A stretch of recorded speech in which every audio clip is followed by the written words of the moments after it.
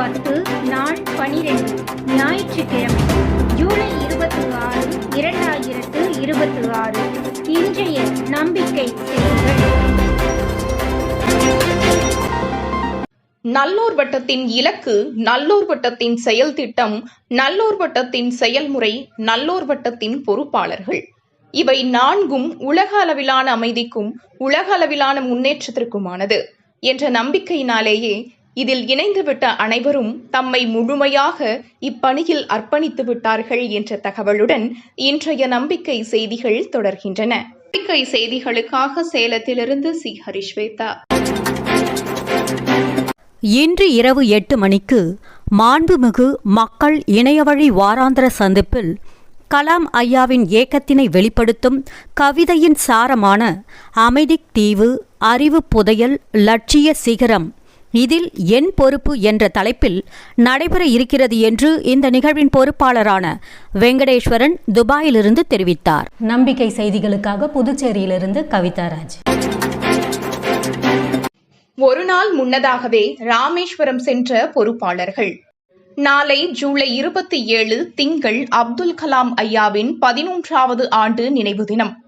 நல்லோர் வட்டம் கலாம் ஐயா அவர்களின் கனவு இந்தியாவிற்கான லட்சிய சமுதாய கட்டமைப்பின் செயல்பாட்டிற்காக உறுதியேற்கும் நாளாக ஆண்டுதோறும் ராமேஸ்வரம் பேக்கரம்பில் உள்ள ஐயாவின் நினைவிடத்தில் கடைபிடித்து வருகிறது.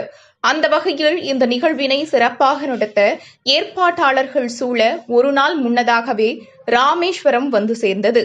அக்குழுவில் நல்லூர் வட்டம் மகளிர்கள மாநில பொறுப்பாளர் ஹேமலதா, கிராமக்கள பொறுப்பாளர் பிரபு, விழுப்புரம் மண்டல பொறுப்பாளர் வாசு ஆகியோர் இடம்பெற்றிருப்பதற்காகவும் இவர்கள் இன்று இரவு முதல் வருகை தரும் பொறுப்பாளர்களை வரவேற்று தங்கும் வசதிகளை திட்டமிட்டபடி செய்து தரவும், நாளை காலை பகல் இரவு உணவு ஏற்பாடுகளை கவனிக்கவும், காலை நினைவிடத்திற்கு சென்று வர போக்குவரத்து ஏற்பாடு, நாள் முழுவதும் நடைபெறும் நிகழ்வுகளுக்கான அரங்க வசதி ஆகியவைகளை கவனிப்பார்கள்.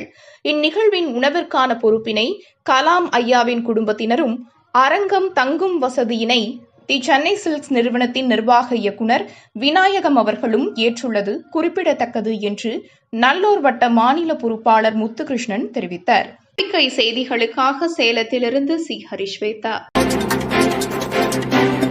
உள்ளாட்சி தேர்தலில் இடம்பெற இருக்கிற லட்சிய வேட்பாளர்களுக்கான 11வது முகாம் ஆகஸ்ட் 1 மற்றும் 2 தேதிகளில். நல்லூர் வட்டம் தொடர்ந்து நடத்தி வரும் உள்ளாட்சி வேட்பாளர்களுக்கான 11வது முகாம் ஆகஸ்ட் 1, 2 சனி மற்றும் ஞாயிறு 2 தினங்கள் திருவள்ளூர் மாவட்டம் திருப்பாச்சூரில் உள்ள இயற்கை எழில் நிறைந்த ஹார்ட்ஃபுல்னஸ் மெடிடேஷன் சென்டரில் நடைபெற இருக்கிறது. அங்கு தங்கும் வசதி, உணவு ஏற்பாடு செய்யப்பட்டுள்ளது என்றும் இம்முகாமில் தேர்தலை சந்திப்பது குறித்தும் வெற்றி பெற்றால் உள்ளாட்சி நிர்வாகம் நேர்மையான முறையில் நடைபெற தேவையான தகவல்கள், மக்களை நிர்வாகத்தில் பங்களிக்க செய்யும் தலைமைத்துவம் ஆகியவைகள் இடம்பெறும் என்று கிராமக்கள பொறுப்பாளர் பிரபு தெரிவித்தார். இம்முகாமில் பயிற்சி பெற விரும்புபவர்கள் கூகுள் படிவத்தில் இணைய கீழ்கண்ட எண்ணில் தொடர்பு கொள்ளவும். 9788016760. தமிழகத்தில் இயற்கை விவசாயம் தொடர் விழிப்புணர்வு. நல்லூர் வட்டத்தின் கிராம களத்தில் உள்ள துறை பாரம்பரிய விவசாயம். இதன் மாநில பொறுப்பாளர் நாட்ராயன் அவர்கள் தமிழக அரசின் விவசாய துறையில் இணை இயக்குநராக பணியாற்றி ஓய்வு பெற்றவர்.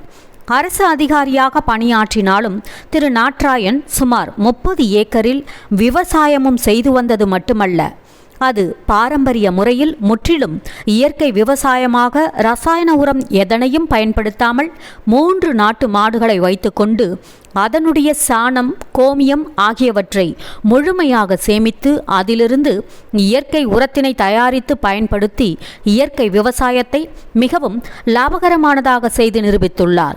ஜூலை 25 சனிக்கிழமை நேற்று சிவகங்கை மாவட்டம் பாகனேரி பஞ்சாயத்து காடனேரி கிராமத்தில் பாரம்பரிய விவசாயிகள் சந்திப்பு நடைபெற்றது.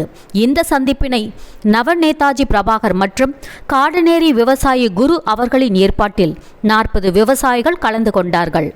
நல்லூர் வட்ட மாநில பாரம்பரிய விவசாயத்துறை பொறுப்பாளர் நாட்ராயன் அவர்கள் களவாது கொண்டு வழி நடத்தினார்.